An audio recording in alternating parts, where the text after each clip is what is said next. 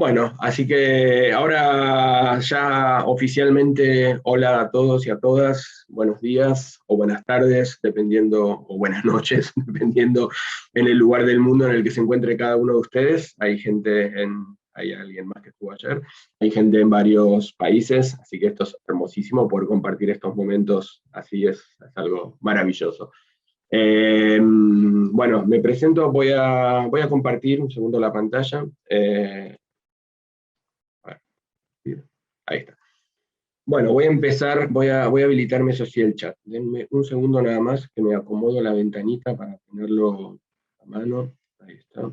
Así ya me dejo todo preparado y después no pierdo el tiempo. Ahí va. Creo que Rafael te quedó la mano levantada. Se te va a cansar la mano, me parece. Bueno, me presento, soy Ezequiel Bluestein, soy diseñador, soy fotógrafo, soy docente, desde hace muchos años, soy docente en la facultad, por supuesto, de Diseño y Comunicación de la UP, en este caso desde el 2013, pero bueno, antes venía ya trabajando en otras escuelas, acá en Buenos Aires y en Madrid, donde estuve muchos años residiendo.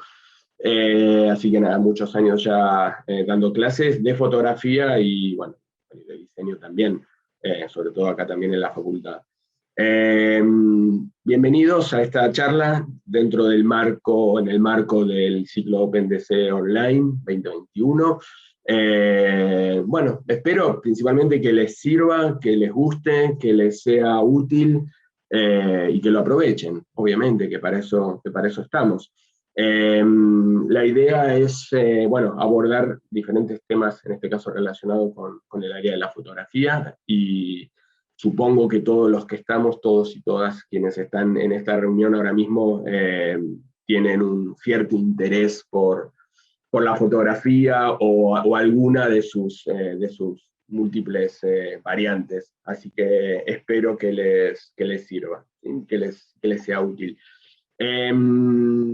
Como les decíamos recién, bueno, ustedes tienen acceso al chat, yo lo tengo abierto acá en un costadito, como para ir leyendo a medida que van escribiendo. Obviamente voy a intentar por ahí juntar mensajes para no estar cortando todo el tiempo, o bueno, ahí ya lo vamos viendo un poco según cómo se vaya dando la dinámica. La idea es hacerla, bueno, yo me voy a dejar acá para que la hora. La idea es hacer la charla, más o menos, son 2 horas lo que dura el taller completo. La idea es dejar los últimos 5 o 10 minutos para nada, preguntas, dudas, charla, comentarios, lo que quieran, reflexiones, antes de cerrar. ¿Sí? Arrancamos ahora a las 12 hora Buenos Aires, estaríamos terminando. ¿Sí? Así que bueno, si les parece, vamos a arrancar, así nos da tiempo a ver. Bien. Bueno, esperen que venimos acá. Ahí está. Bueno, la charla, ayer, preguntaba de ayer porque ayer di otra charla que estuvimos hablando más como desde la parte de la comunicación. En realidad hoy vamos a seguir hablando de la fotografía desde el punto de vista de la comunicación. Ayer nos centramos sobre todo, lo digo también porque están grabadas, ¿sí? Saben que las clases, las charlas de OpenDC quedan todas grabadas. Después, en todo caso, Ariel les comentará por el chat cómo es el acceso. Pero como quedan grabadas, si alguien también, ahí está, qué rapidez, si alguien quiere después puede acceder a la charla que dimos ayer y bueno, y escuchar un poquito de lo que estuvimos hablando. Ayer nos centramos más que nada en la parte de la captura de la imagen, es decir, de las decisiones que tomamos antes de tomar una foto, y de cómo esas decisiones afectan de una manera directa, lineal, en el aspecto comunicacional de una fotografía. Es decir, cada decisión que tomamos tiene una afectación directa en lo que estamos comunicando. Y cómo, desde nuestro lugar como fotógrafos, construimos mensajes a través de esas decisiones y de la imagen en sí mismo. Hoy nos vamos, como dice el título, vamos a tomar otro aspecto que está muy relacionado, pero lo vamos a encarar desde otro lado. Hoy vamos a hablar, bueno, el título lo dice, de cómo componemos una imagen, y el paréntesis, que en teoría se supone que es algo no tan importante, en este caso es claramente lo que a mí más me interesa, que es para qué lo hacemos. Digo para qué, porque al final, o por qué me parece interesante, porque al final tiene que ver con esto mismo que hablaba, de lo que les conté que hablamos ayer, que es la parte comunicacional. Es decir, ¿para qué componemos una imagen? Para contar algo. Es decir, respondemos rápido a esa pregunta de para qué lo hacemos.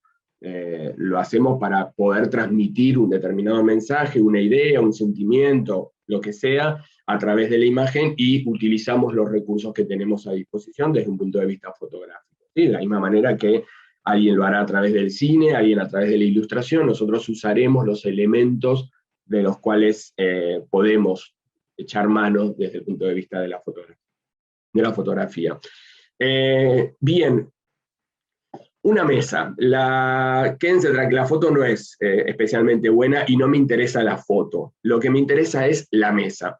Esto les cuento de dónde sale. Hace muchos años en la facultad, en la Universidad de Buenos Aires, donde estudié yo diseño, muchos años atrás, tuve un profesor muy conocido del diseño acá en Argentina, que hizo una pregunta en una clase así abierta, y preguntó, cuando estábamos hablando justamente de composición de imagen, ¿sí? Piensen que la composición de imagen afecta a cualquier área visual, o sea, desde el cine, como decíamos recién, la fotografía, el diseño gráfico, etc.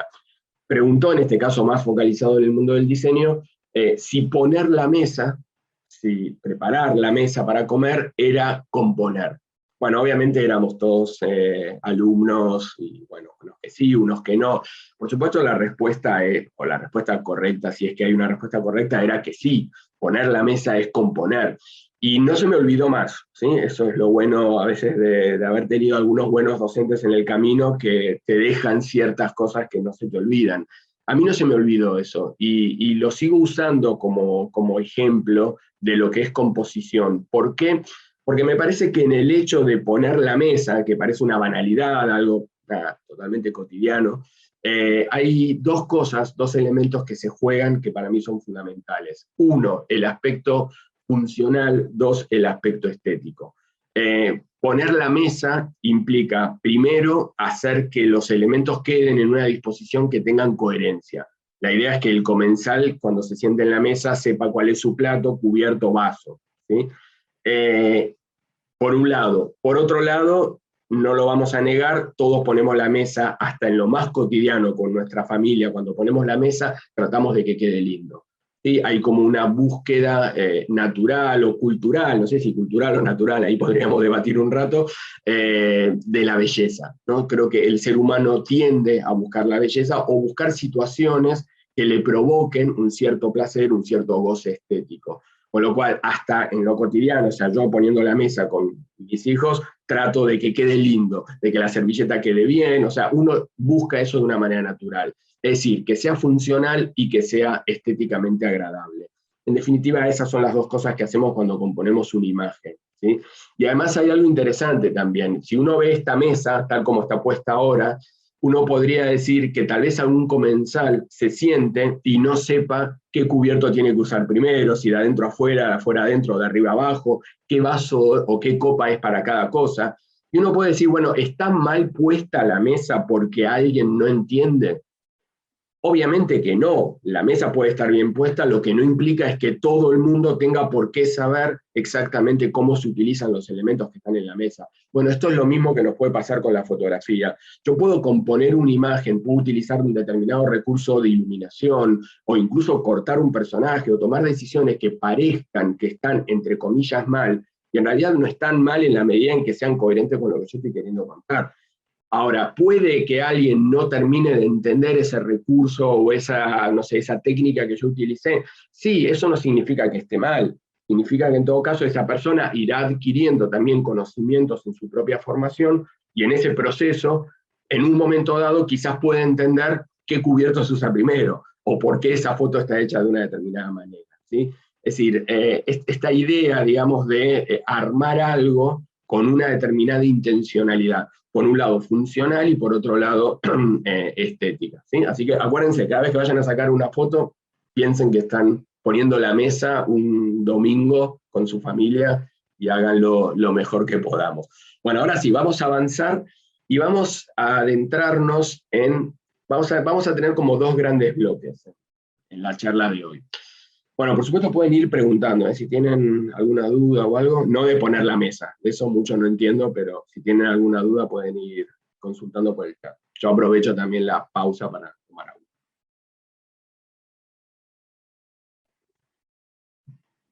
Buen ejemplo. Bueno, no sé, Fabio, si es especialmente bueno, pero por lo menos creo que es claro en cuanto a la idea de lo que queremos transmitir. Así que espero que esto no les genere una obsesión de que cada vez que pongan la mesa estén pensando en la foto o viceversa. Bueno, vamos a meternos, entonces decía, son dos partes. La primera vamos a analizar esto que aparece ahí en el título, que es los elementos constitutivos de la imagen, es decir, si siguiésemos con la metáfora de la mesa, podríamos decir analizar qué elementos utilizamos para poner esa mesa, tenedores, platos, vasos, cubiertos, etc. Bueno, en este caso ya dejaremos la metáfora de lado y nos adentraremos en los elementos que definen la imagen fotográfica. En una segunda parte vamos a empezar a hablar de cómo organizamos el espacio compositivo. Es decir, tenemos los elementos, siguiente paso, vamos a tener que darles una cierta lógica o un cierto orden a esos elementos. ¿Sí?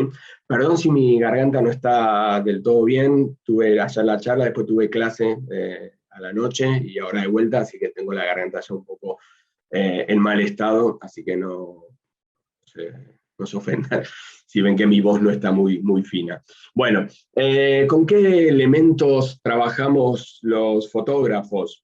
Desde lo más básico, el más simple de todo es el de las líneas. ¿Sí? Si estuviéramos hablando de diseño, estaríamos hablando del punto, porque el punto es el elemento básico con el cual empezamos a trabajar generalmente en el diseño. ¿Sí? La repetición de puntos genera una línea. Lo que pasa es que en este caso, en fotografía, es mucho más lógico empezar a hablar de líneas. Empezar a hablar de puntos en fotografía no tiene mucho sentido.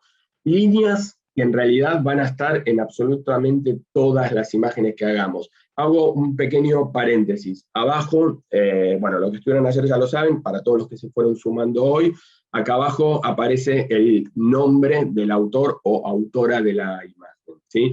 Esto es como para que también puedan ir buscando, bueno, no ahora, después de la charla, o que se puedan ir anotando los nombres y después los van googleando, por supuesto, si les interesa. Igualmente, como queda grabada, también pueden volver a ver y va a estar la presentación.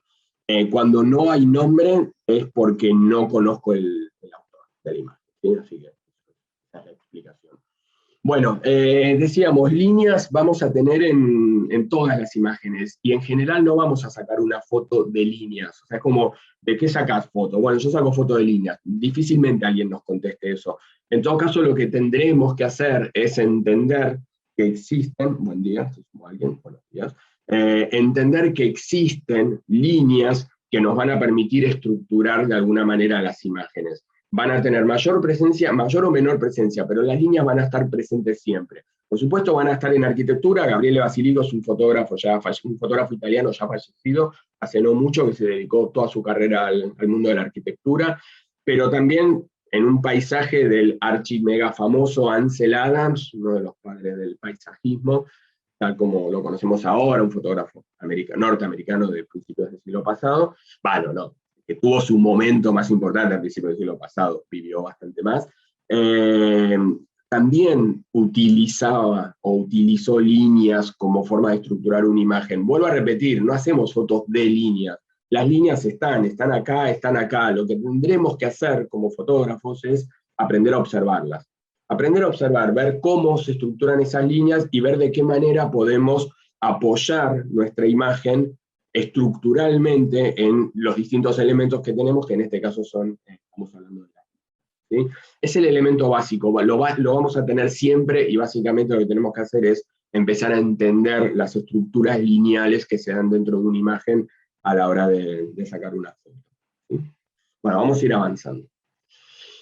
Tramas y texturas. Como ven, insisto, estamos hablando de platos, vasos y cubiertos, es decir, estamos como poniendo arriba de la mesa todos los elementos con los cuales estamos trabajando cuando sacamos una foto. Elementos que están, ¿sí? Esto es un poco lo que yo siempre recalco, los elementos están, las líneas, las tramas, las texturas y otros elementos, volumen, es decir, todos esos elementos están ahí, están adelante nuestro, los vemos. lo que hay que hacer en todo caso es aprender a observarlos para intentar aprovecharlos en un sentido práctico, desde lo funcional, por ejemplo, como hablábamos antes, la parte comunicacional, o desde lo estético, o ambas cosas, ¿sí? El uso de tramas y texturas es interesante, por supuesto, en fotografía, porque una de las cosas que tienen las texturas, las tramas, es la capacidad de transmitir muchas cosas, ¿sí? Generar muchas emociones. Esta, por ejemplo, es una foto de Isabel Muñoz, una gran fotógrafa española, muy conocida también. Este es un trabajo que ella hizo sobre distintas reflexiones acerca de, bueno, de cuestiones ecológicas y del ser humano en última instancia, y su vínculo con el agua y con el mar, ¿no? Es un proyecto que por supuesto tenía todo un concepto detrás. Fíjense el manejo de la textura, ¿no? El manejo de las tramas, de la textura sobre todo de la tela, de la textura del agua. Lo que tienen este tipo de texturados en general, las tramas, es que generan profundidad dentro de una imagen, ¿no? O sea, una textura genera como recovecos, genera luces y sombras, y eso en general tiende como a darle como más profundidad a la imagen, y esa profundidad, digamos, sin entrar a filosofar, pero esa profundidad visual también incita, digamos, a pensar en una profundidad más conceptual, ¿no? Esos recovecos, esos lugares de sombra donde a veces no nos podemos meter, digamos, porque la propia luz por ahí no nos deja ver determinadas zonas de la imagen, también nos genera como una propuesta a indagar más profundamente en la propia imagen, ¿no? Es decir, la no planitud de la imagen es como una invitación a indagar un poco más en la propia imagen. Y eso es algo que las texturas y las tramas en general tienden a generar, ¿sí? Por ejemplo, este otro caso a mí me parece súper interesante, Josef Kudelka, fotógrafo checo, bueno, antiguamente checoslovaco, que nació en lo que era antiguamente Checoslovaquia, hoy es República Checa. Un fotógrafo que todavía está vivo, el hombre debe andar por los 90 años por lo menos. Siempre bromeamos de que en la fotografía hay mucha longevidad, no sé por qué, pero si quieren ser longevos, dedíquense a la fotografía. Es un buen consejo. Hay muchos casos, muchos autores y autoras que han vivido y siguen viviendo ya por los 80 y 90, como es el caso de Kudelka y de muchos otros.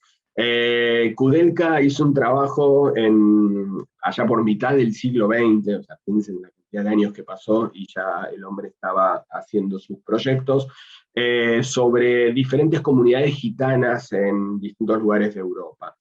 Esta foto en concreto, que es parte de este proyecto grande, un ensayo, una investigación que él hizo sobre las comunidades gitanas, a mí me parece una imagen hermosísima para entender esta idea de las texturas y de las tramas.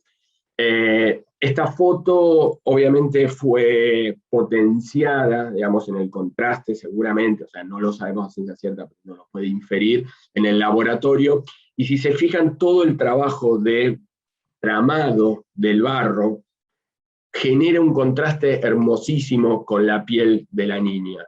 La desnudez, o sea, lo terso de la piel desnuda de la niña es, bueno, junto con el cielo, pero que en este caso es un elemento muy secundario, ¿no? Porque claramente el centro absolutamente geométrico de la imagen se lo lleva a la niña, contrasta de una manera bellísima, súper poética con el barro, con toda esa sobrecantidad de textura que tiene el barro.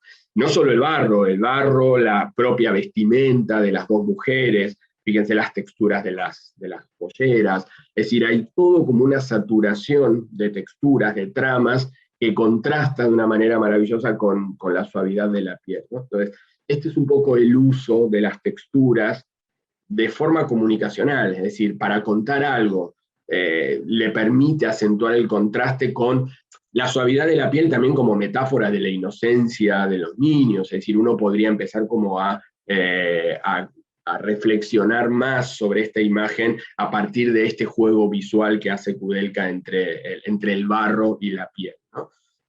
Nada de esto lo sabemos a ciencia cierta, pero bueno, como todo análisis de obra de arte, por supuesto, tiene su cuota de interpretación y podemos estar, por supuesto, acertados o no, pero puede ser un razonamiento lógico.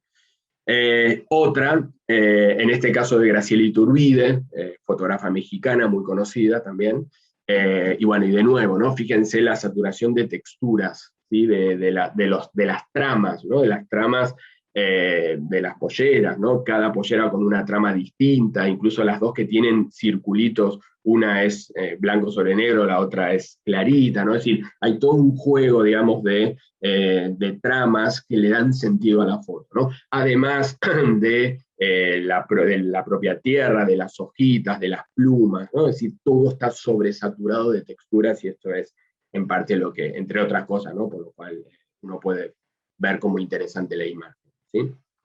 Y sobre todo, vuelvo a lo que decíamos con las líneas, observarlas, observar estos elementos, ¿sí? Este es un poco yo creo que el chiste, ¿no? Aprender a observar estos elementos en la vida cotidiana antes de sacar una foto y en las fotos ya hechas, ¿no? Empezar a reconocer este tipo de cosas.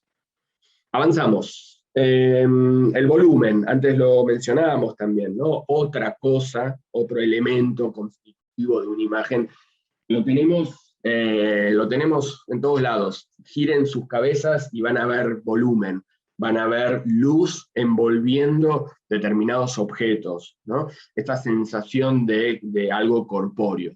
Esto potenciado también a través de la imagen o a través de los recursos técnicos que podamos utilizar a la hora de sacar una foto, nos pueden servir, nos pueden ser útiles, ¿sí? Es algo interesante. Por ejemplo, alguien que supo en pasado, porque ya falleció, que supo muy bien cómo aprovechar estos juegos de luces fue Mario Cravo Neto, enorme fotógrafo brasilero, muy recomendable, muy recomendable, posiblemente uno de los nombres que más les sugeriría que se anoten una hojita o en el teléfono, para que luego lo puedan investigar, ¿sí? Cravo Neto fue un fotógrafo baiano, del norte de Brasil, que dejó bueno, una obra maravillosa sobre cuestiones culturales, el colombré, todo lo que es la cultura afro-brasilera y demás. Y él hizo, bueno, mucho este tipo de juegos, ¿no? Esto que estamos viendo, que parece una piedra, es la cabeza de un personaje, de un señor, y fíjense cómo utiliza la iluminación para dar esta sensación de volumen, ¿no? Esta sensación de la cabeza es algo como muy global, ¿no? Que lo envuelve todo, ¿no? Y que ocupa prácticamente la de la imagen. No se termina de entender, ahí se ven las orejas, estos son los hombros, tirados los brazos hacia atrás, ¿sí? Está visto desde atrás, por eso genera un efecto extraño, ¿sí? Pero el uso de la iluminación y de la abstracción del cuerpo humano a través de la luz y de las sombras es maravilloso, en casi toda su obra. Y otro que también entendió muy bien que el volumen y la iluminación podían jugar a favor fue el gran Lucien Clair, fotógrafo francés, ya fallecido, muy importante sobre todo durante el siglo XX, que tuvo, bueno, muy amigo de Picasso, un personaje muy interesante, fundador de los Encuentros de Arles, un evento de fotografía que se hace al sur de Francia todos los años. Y allá por los años 50, Lucien Clair empezó a sacar fotos para un pedido que le hicieron, que luego lo siguió para una revista, que luego lo siguió haciendo de forma continua a lo largo de toda su carrera, a fotografiar cuerpos femeninos, muchas veces en la playa, no siempre, pero muchas veces en la playa, a orillas del mar, utilizando este tipo de recursos, ¿no? Utilizando luces muy laterales, ¿sí? Piensen que para potenciar el volumen o las texturas muchas veces utilizaremos luces rasantes, ¿no? Una luz lateral permite potenciar, aumentar el volumen de los elementos, y en este caso, bueno, de nuevo con la idea de la abstracción, con intencionalidades totalmente distintas a las de Cravo Neto, pero de vuelta esta idea de utilizar el cuerpo como un conjunto de formas, de volúmenes, ¿sí? Que son como moldeados a través de la iluminación. Y, por supuesto, capturados a través de la lente de la cámara, ¿sí? Y que de nuevo observaremos líneas, observaremos tramas, texturas, observaremos el volumen con el cual podemos trabajar, ¿sí? ¿Qué más? ¿Qué más vamos a observar? Observaremos las miradas. Esto parece una paradoja, pero voy a tomar un poquito de agua. observaremos las miradas, ¿sí? Pueden, si alguien quiere ir preguntando o comentando algo, vaya haciéndolo, ¿sí? Y si puedo voy colando los comentarios en la presentación. Bueno, decíamos, las miradas es quizás uno de los ABC de la fotografía, ¿no? Es decir, cuando uno empieza a estudiar fotografía, una de las primeras cosas que te van a decir es, bueno, observar y trabajar con las miradas, ¿no? Y está bien que se haga así, ¿sí? Porque al final la mirada lo que tiene es la posibilidad de comunicar. La mirada o la no mirada, o la dirección determinada de una mirada, va a tener la capacidad de comunicar muchas cosas, ¿sí? ¿Qué hace un personaje cuando lo estamos fotografiando con sus ojos? Es una pregunta que nos deberíamos hacer siempre que estemos fotografiando a alguien, y ese alguien sepa que lo estamos fotografiando. Si no le estamos avisando, bueno, también tendremos que ver cómo jugar con esa mirada, pero sin tanto control sobre la escena, ¿no? Como nos puede pasar en una fotografía callejera, por ejemplo, cuando queremos robar un retrato a alguien. En este caso, uno de los trucos, estos tips, esta especie de hágalo usted mismo, cuando uno empieza a leer sobre fotografía, te dicen que la mirada esté fuera del plano. Bueno, yo siempre a todas estas frases un poco efectistas, siempre le voy a agregar un depende, ¿no? Sí, va a depender de muchas cosas. Lo que me parece que hay que entender en todo caso es qué comunica una mirada afuera del plano y que comunica una mirada hacia la cámara, ¿no? Hacia el espectador. Y en función de eso uno tiene que decidir si la mirada es en una dirección o en otra. Porque luego fuera de cámara también puede ser hacia adelante, como es el caso de este personaje, puede ser hacia arriba, puede ser hacia abajo, puede ser de un montón de maneras diferentes. ¿Qué implica la mirada fuera de cámara? Implica involucrar aquello que no fue fotografiado. Y esto es algo que genera mucha atracción en el espectador, y que también tiene toda una base filosófica detrás, ¿no? Nosotros vemos una foto y vemos aquello que el fotógrafo o la fotógrafa decidió que nosotros teníamos que ver. Ahora, hay toda una parte del universo que esa persona que sacó la foto decidió que nosotros no teníamos que ver. Si lo pensamos objetivamente, es infinitamente más lo que no vemos que lo que sí vemos. Es apenas una porción muy pequeñita de un todo mucho más grande. Cuando alguien está mirando afuera de la cámara, es decir, no está mirando directamente a la cámara, lo que está haciendo es involucrar a aquello que está pasando afuera. No sabemos qué. Bueno, Verónica Fieras, fotógrafa argentina, fotógrafa y editora de libros, muy conocida. Este personaje está mirando algo que está pasando. Ustedes ven mi mouse, me parece. Sí, creo que sí. Algo que está pasando por acá y que no sabemos qué es. Está mirando por la ventana, está mirando la tele, está mirando a otra persona que está fuera de la escena y que se está conectando a través de la mirada de alguna manera. Es decir, qué es lo que está mirando es algo que no sabemos. Y el hecho de que esté mirando algo fuera de la cámara y que no nos permite ver los ojos, también nos limita la posibilidad de acceder a algo más interno de ese personaje.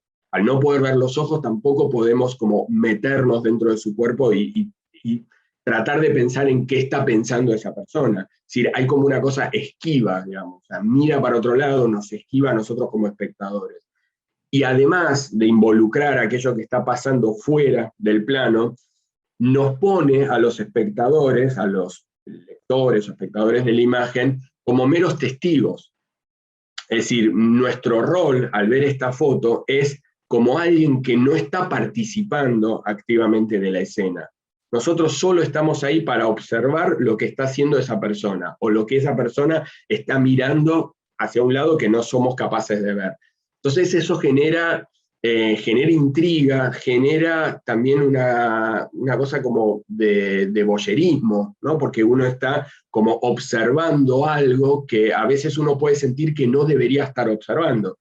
¿Se entiende esto? Es decir, nosotros nos ponemos en un lugar en el cual no somos protagonistas de la escena, somos meros testigos que estamos espiando y viendo la escena, ¿sí? Porque la mirada fuera de la cámara nos deja afuera como espectadores.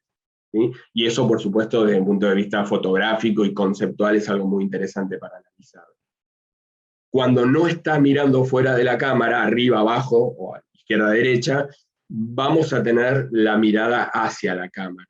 Este es un ejemplo maravilloso de un fotógrafo mexicano, por cierto, teníamos a alguien conectado, creo que desde México, Rodrigo Ramos. Es un trabajo que se llama Excorde, es un proyecto hermoso que hizo hace unos años sobre el mundo del boxeo. Y lo interesante que tiene esta imagen es, primero, cómo está partida la imagen en dos, es decir, a la mitad para un personaje, la mitad para otra. El personaje joven, el personaje mayor, es decir, ahí también hay un juego interesante. El personaje joven es el que recibe la luz, el personaje mayor es el que está en sombra, que de hecho es la sombra que proyecta de alguna manera el propio personaje joven, ¿no? Y ahí hay todo como una cuestión más conceptual que podríamos analizar. Y lo que es muy interesante de esta foto es el juego de las miradas, ¿sí? Uno está mirando fuera de la cámara, el personaje joven, que es el boxeador, el otro es su entrenador, y el otro personaje nos está mirando a nosotros. Esto es un truco interesante, fotógrafo, porque hay como dos situaciones en una, o dos fotos en una, y uno como espectador no sabe con cuál quedarse. Es decir, yo como espectador me siento mucho más cómodo con este personaje. ¿Por qué? Porque no me está mirando, porque no me está provocando, porque además personaje joven, con la vista, con los ojos muy abiertos, futuro, ¿sí? Todo lo que uno pueda, digamos, asociar con esta descripción, que además mira, ¿no?, hacia arriba, ¿no?, como al más allá, es decir, hay como una proyección de la mirada, ¿no? Mira su futuro, su éxito y bla, bla, bla. Pero cuando nos quedamos muy contentos mirando, ¿sí?, si tapáramos, hacemos el ejercicio de tapar la parte de la derecha y solo miramos al pico de la izquierda, hermosa foto, solo eso, cuando cambiamos y vemos la parte del otro personaje, nos sentimos intimidados. La mirada a cámara, a diferencia de la mirada fuera de cámara, lo que hace es involucrarnos a nosotros como elementos protagonistas de la foto. Cuando este personaje te está mirando, díganme si realmente, por cómo juega con la luz, menciona alguien, pero piensen si no se sienten realmente que los está observando a ustedes. O sea, uno cuando observa esta imagen dice, tipo, hey, pará de mirarme, ¿no? Es decir, hay como una cosa provocadora en esa mirada, ¿no? Como no desvíes la mirada, no te cuelgues, digamos, mirando a este personaje porque yo te estoy mirando. O sea, vos lo estás mirando a él, pero yo te estoy mirando a vos. Hay un triángulo muy lindo que se forma entre este y nosotros, ¿no? Este juego entre si mira al futuro o si nos mira a nosotros, una mirada cansada, oscura, con una piel llena de arrugas, que te mira como diciendo, muy lindo lo de la izquierda, pero esto de la derecha también existe, yo también existo. Bueno, ese es el juego interesante que se logra en esta imagen, ¿sí? Dice, por los gestos de su rostro, el del joven casi angustiado, yo me siento más cómoda con el del señor. Bueno, por supuesto entramos en la subjetividad de la percepción y en la mirada personal. Cada uno también va a depender del momento de la vida de cada uno, de las circunstancias puntuales de cada uno, que uno se pueda sentir identificado con un tipo de personaje o con otro, ¿sí? Y seguramente no sé cuántos somos ahora mismo, los 36 que estamos conectados ahora mismo, podríamos tener diferentes lecturas de la imagen, ¿sí? No hay correctas, no hay buenas o malas. Me parece que lo que hay en todo caso son subjetividades, ¿sí?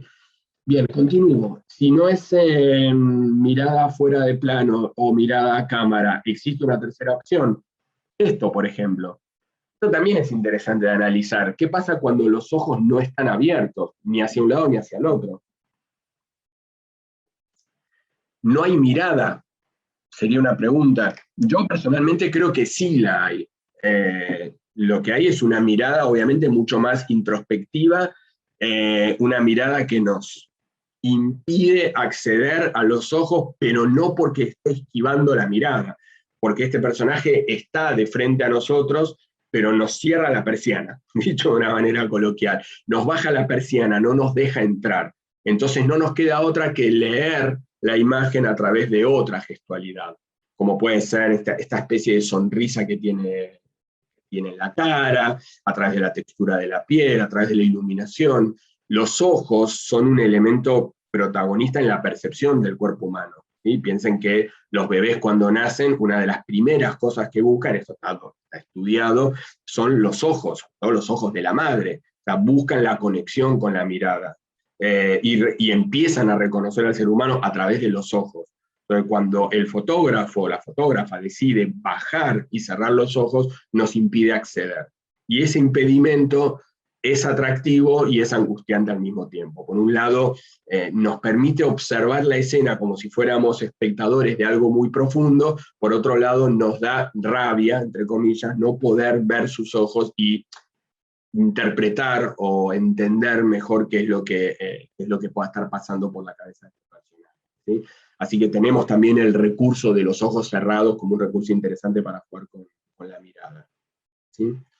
Una mirada interna, serenidad. Sí, yo creo que la serenidad está dada también por el gesto, ¿no? Por el gesto facial. Todo el gesto transmite serenidad. Unos ojos más apretados, con unas arrugas más marcadas, puede transmitir todo lo contrario, puede transmitir tensión, ¿no? A través de los ojos cerrados.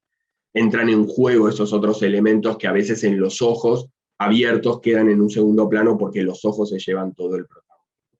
Bien, avancemos. A ver, jugar, por supuesto, con la iluminación. Digo, entre estos elementos constitutivos de la imagen, ¿no? Estos elementos con los cuales jugamos los fotógrafos, vamos a tener también la iluminación como un elemento central, ¿sí? Porque al final está claro que sin luz no hay foto, y qué hacemos con esa luz. ¿Sí? Cuando hablamos de iluminación, perdón, hablamos de iluminación como un elemento protagonista también de la imagen, ¿sí? Podríamos hablar que hay una luz que simplemente nos permite sacar una foto, una luz, no sé, una luz ambiente que tal vez no tiene un protagonismo dentro de la imagen, o podemos hablar de una luz como esta, de una foto de Alessandra Sanguinetti. Bueno, un proyecto, ayer vimos algún ejemplo también de este proyecto, un proyecto hermoso que hizo en campo, en el interior de la provincia de Buenos Aires, de estas dos niñas que son primas. Fíjense cómo, si tuviésemos que decir, podríamos decir que hay 4 elementos en la foto. Están los dos personajes, las flores y la luz. Es decir, la luz es un elemento casi central en el armado de esta imagen. No es una luz que solo le permite a Sanguinetti sacar la foto, es una luz como, diríamos, como corpórea, es una luz que tiene la capacidad de funcionar casi como un elemento protagonista de la foto, ¿sí? Y esto es interesante, ¿tiene que ser siempre así? No, por supuesto que no. Es decir, podemos hacer fotos cuya luz simplemente nos permita sacar la foto y que no tenga ningún elemento protagonista, ningún sentido protagonista dentro de la imagen, pero también podemos observar la luz como protagonista. O este caso, totalmente distinto estéticamente, es eso, el día y la noche. Esta foto de Nicolás Janowski, un fotógrafo argentino muy interesante. Es una foto sacada obviamente con flash, una exposición muy baja, seguramente hay una exposición de la luz muy baja, quiero decir, seguramente había no mucha luz en la escena, y él decide sacar esta foto y meter el flash, lo que en fotografía llamaríamos un flashazo, ¿no? El boom, o sea, el golpe de luz que quema al perro, o sea, que lo deja totalmente blanco, recortado contra este fondo negro, y donde, bueno, además la foto está un poco movida, ¿no? Hay como toda una tensión en la imagen muy, muy fuerte, pero que nos permite, por ejemplo, ver solamente el detalle del ojo y de la boca, ¿no? Si todo lo demás desaparece. Esta luz es tan protagonista como esta. Alguien podrá decir, me quedo con esta, o con esta, da igual, ¿no? Pero la luz como elemento protagonista. Ahora, ¿la foto trata acerca de la luz? No, de la misma manera que las fotos no trataban acerca de las líneas, la foto esta no trata acerca de la luz. Lo que hacen en todo caso, la autora o el autor en este caso, es utilizar la luz como un aliado. Utilizar la luz como un elemento que permite reforzar algo que se está queriendo contar. Este sentido un poco místico, religioso que tiene esta foto, o este sentido tan violento, están reforzados a través del uso de la iluminación, ¿sí? Y eso es lo que obviamente lo hace interesante. Tenemos que tener en cuenta, pero voy a leer, tenemos que tener en cuenta más de una luz, es decir, una principal y otra secundaria. Yo creo va a depender de la escena, Florencia, me parece que va a depender de la situación y de lo que estés queriendo contar. No creo que tenga que haber, no creo en los esquemas de iluminación complejos para que una foto sea interesante. Me parece que una foto con una sola luz, yo tuve un profesor, y de lo que se quiera transmitir, un profesor Miguel Oriola, enorme, fotógrafo español, falleció hace poco, de hecho falleció por COVID, el año pasado, que él es fotógrafo muy conocido y él solamente utilizaba flash arriba de la cámara, es decir, flash normal, nunca metía ni luces a 45, nada, así, no es que eso es la verdad, simplemente era su forma de trabajar, él decía, yo con esta luz me alcanza y me sobra, ¿no? Es decir, otros te arman unos esquemas de 15 luces, ¿no? Entonces yo creo que tiene que haber una idea de lo que se quiera transmitir y de qué sensación y de qué se quiere comunicar y a partir de ahí pensar si hay luces principales, secundarias o no sé. Vuelvo acá. Ayer también vimos algún ejemplo. Carmen, una exalumna, hizo un trabajo que se llamaba literalmente Irene y la luz. Irene es la niña, que ahora ya hace como 10 años, y básicamente su proyecto consistió en retratar a Irene a través de la luz, o retratar la luz a través de Irene, podríamos leerlo en las dos direcciones. Era un juego, precisamente, era una consigna que de hecho yo les había puesto, que era fotografiar la luz, y esto era un juego que ella hizo entre su hija y y la luz, ¿no? Y cómo se iban como definiendo entre las dos cosas. Irene definía la luz la definía Irene, ¿no? Y esta es una imagen hermosa, acá hay dos protagonistas, no es Irene, o sea, es Irene y es la luz, o sea, es imposible pensar esta foto sin perdón, ¿cómo se llama la serie de la niña? Justo se fue un poquito el labio. Irene y la luz, igual no creo que la puedan encontrar, no creo que esté publicada, salvo que ella la haya publicado en la red, no creo que lo vayan a encontrar. Pero son dos protagonistas en la foto, es Irene y es la luz. ¿Sí? O sea, son las dos las que conforman esta imagen. ¿Sí? Entonces a esto nos referimos cuando hablamos de luz, de iluminación, en un sentido protagonista, ¿no? Es decir, la luz que pueda convivir con otros elementos de la foto. ¿Sí? Irene y la luz, gracias. Bien, ayer alguien, no sé si estaba por acá, pero ayer justo alguien me preguntaba en la charla qué opinaba acerca del blanco y negro, ¿no? O color. Y le dije, venite mañana, que mañana, o sea, por hoy, que vamos a charlar un poco. Sí, me dice Rafael, ok. Fui yo. Vamos también a comentar esto, ¿no? ¿Es color o es blanco y negro la fotografía? Entonces va a saltar alguien y va a decir, no, la fotografía es blanco y negro. No, eso ya fue, la fotografía es color. Bueno, volvemos a lo de siempre, al paréntesis del título, ¿para qué lo hacemos? ¿No? Es decir, ¿por qué utilizamos color o por qué utilizamos blanco y negro? No creo que haya una respuesta, sí, bueno, entendiendo también el blanco y negro, los grises, no sé muy bien a qué te referías, pero los grises al final son el todo, el blanco y el negro es muy poco en comparación con los grises, pero bueno, eso es otra lectura. A ver, blanco y negro o color, me parece que depende del contexto, me parece que depende de lo que uno quiera comunicar, y hay veces que estará muy bien una cosa y hay veces que estará muy bien otra. Hay que entender que incluso cuando la fotografía a color ya podría haber tenido mucho protagonismo, pensemos que en la mitad de la década del 30 del siglo pasado ya existían películas a color en 35 milímetros de Kodak, de Agfa, que podían sacar fotos, por supuesto, a velocidades muy rápidas, o sea que no había ningún conflicto en ese sentido. No hablamos del siglo XIX, de experimentos, hablamos de películas comerciales, y sin embargo pasaron mínimo 20 años hasta la década del 50 que alguien empezó a decir, hey, ¿qué pasa con el color? Y después de eso, 20 años más, es decir, desde que salen las películas a color en la década del 30, prácticamente podríamos plantarnos en los 60 o 70 para empezar a hablar de un auge, ¿cómo se dice?, incipiente del color dentro de la fotografía. Esto hizo, yo creo que en cierta parte generó cierto daño porque creó, después de 150 años o 130 años, un vínculo muy estrecho, inconsciente, entre la fotografía y el blanco y negro. que hizo que mucha gente interpretara a día de hoy, en pleno siglo XXI, que la fotografía es en blanco y negro, por definición. Yo siempre, como desde mi lugar de docente, voy a intentar generar más dudas que certezas, creo que ese es nuestro trabajo, y lo único que puedo hacer es invitarlos a pensar en esto, ¿no? Es decir, ¿es color o es blanco y negro? ¿Por qué? Porque una cosa, ¿por qué otra?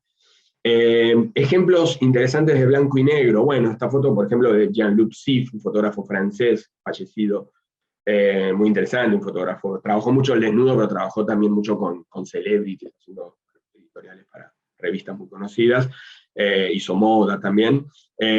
Y Sif, si bien utilizó el color, utilizó mucho el blanco y negro, ¿no? Y este blanco y negro utilizado de alguna manera para eliminar la distracción, entre comillas, del color, ¿no? Es decir, reducir en este caso, digamos, la foto a un conjunto de formas, de siluetas, ¿no? Un contraluz, ¿no? La silueta del cuerpo femenino, contra un fondo, ¿no? Es decir, esta idea como de la sutileza de las formas y de los contornos de los elementos, sin entrar en los detalles de las texturas, de los colores de la piel, del pelo, etc., ¿no? Entonces, esta utilización del blanco y negro es algo muy, muy recurrente en la fotografía. O el blanco y negro asociado con la fotografía documental, ¿sí? Ayer justo alguien me preguntó por una foto y yo lo mencioné a Sebastián Salgado, fotógrafo brasilero muy, muy conocido. Yo personalmente no soy muy fanático de su trabajo, reconozco la, la belleza de sus imágenes, pero no soy especialmente admirador de su trabajo, pero es un buen ejemplo porque él hizo toda su obra, o por lo menos la inmensa mayoría de su obra, sus libros más conocidos, Workers, Exodus y bueno, una serie de libros muy, muy emblemáticos de la fotografía, están hechos en blanco y negro, por lo menos la mayoría. Y hay como una asociación directa entre el documentalismo, es decir, el documentar algo, el contar una historia a través de fotos, y el blanco y negro, que viene dado, por supuesto, de toda una generación de fotógrafos documentalistas, y en la cabeza de todos ellos estará, por supuesto, Cartier-Bresson, pero también estará Eugene Smith, estará toda una serie de fotógrafos, por supuesto, bueno, Robert Frank, antes de Robert Frank, Walker Evans, muchos norteamericanos, bueno, Estados Unidos, entre otras cosas, le aportó mucho al documentalismo fotográfico, ¿no? Por eso hay tantos autores conocidos norteamericanos, que de alguna manera construyeron, ahí está la referencia que comentábamos ayer, de alguna manera construyeron un vínculo indisociable entre documentalismo y blanco y negro, ¿sí? Entonces, sigue estando, digamos, esta idea de que la fotografía documental, es decir, contar una historia, que además muchas veces tiene que ver con el drama humano, ¿no? Es decir, con reflexionar sobre alguna cuestión que tiene que ver con lo dramático, con los pesares, digamos, de la vida, vinculadas con el blanco y negro, como si el color fuera un elemento que de alguna manera aportara un color y una alegría que no forman parte, digamos, del discurso documental. Vuelvo a repetir lo que venimos diciendo desde que arrancamos, todo esto es para ser cuestionado. Cuestionado no significa negarlo, cuestionarlo significa cuestionarlo, nada más, y poder uno o una sacar una conclusión acerca bueno, de un determinado recurso, ¿sí? Y otra utilización, otro uso muy recurrente, Alejandro Bulminelli, fotógrafo argentino, tiene que ver justamente con, digamos, el paisajismo, ¿no? Es decir, que esto viene dado también de Ansel Adams, que veíamos al principio, que establecieron también un vínculo como casi indisociable entre la fotografía de paisaje y el blanco y negro. Por supuesto, hoy todo esto es cuestionado y todo esto está puesto en debate, y está bien que así sea, ¿no? Además, pensemos que hoy cualquier cámara, cualquier teléfono, por defecto, o sea, cualquier cámara digital, por defecto saca en color, ¿sí? El blanco y negro le tenemos que pedir que sea en blanco y negro, o utilizar algún programa de postproducción. Perdón, voy a leer. ¿Usted considera que el uso del blanco y negro y la imagen tan artística alrededor de la tragedia le resta fuerza a esta realidad violenta. Bueno, de esto lo comentábamos un poco ayer. Yo creo que un poco sí, Rafael. Por supuesto, esto es súper debatible, ¿sí? Y hay mucha gente mucho más inteligente que yo que escribió sobre esto. Entre ellos, por supuesto, recomiendo a Susan Sontag, ¿sí? Se los escribo, Susan Sontag, que reflexionó mucho. De hecho, ella fue siempre muy crítica con el trabajo de Salgado. Por supuesto, también les recomiendo que lean en esta línea a Fontcuberta, Joan Fontcuberta, fotógrafo catalán, y fotógrafo y ensayista de lo más interesante que hay a nivel mundial, como escritor, que ellos reflexionaron mucho sobre esta idea del blanco y negro y la sobreestetización, ¿no? Digamos, la artisticidad de la imagen y el vínculo con el drama humano, ¿no? Yo personalmente creo que una sobreutilización de la estética no siempre es buena, pero esto es una opinión y queda como, ¿sí? Bueno, vuelvo a esto, nada, la idea del paisaje en blanco y negro, que como les decía, viene un poco de la mano del legado de Ansel Adams.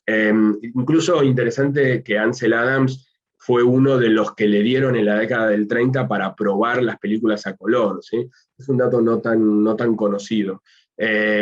Cuando empezaron a salir películas a color, obviamente Ansel Adams ya era un personaje que tenía mucha trascendencia. Además, piensen que había teorizado mucho sobre el hacer fotográfico, ¿no? Entonces era una especie de eminencia, ¿no? Tanto para el establishment, la fotografía, como para autores que estaban empezando y veían en él como una especie de, bueno, personaje muy, muy venerable. Entonces, por supuesto, las marcas lo fueron a buscar y le dijeron, Ansel, toma estas películas, probadas. Y él empezó a sacar fotos, paisajes, tal como hacía de hace muchos años en blanco y negro, pero los empezó a sacar en color. Googleen, busquen Ansel Adams color, y van a ver que las fotos parecen fondos de pantallas de Windows.